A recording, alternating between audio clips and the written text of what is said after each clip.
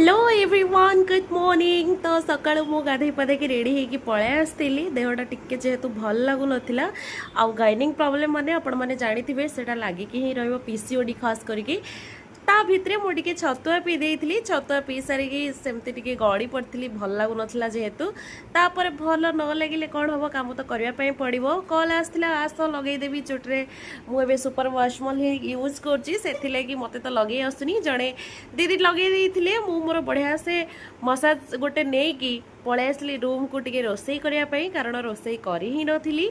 आज सिंपल गोटे रोसई करथिली भात डाली एमती किछि गोटे कंफर्ट फूड कहले चलिबो। खाई पी देकी सीधा बाहरली मु जो कलरटा करथिली ताकू हेयर वाश करिया पई। तापर शैम्पू फैम्पू धरिकी पळै आसथिली गाधेकी मुंड धोईकी आसिकी आउ किछि क्लिप नै नथिली जेहेतु मुंडटा टिके ओदा थिला मते ठंडा लागिला सोई पड़थिली।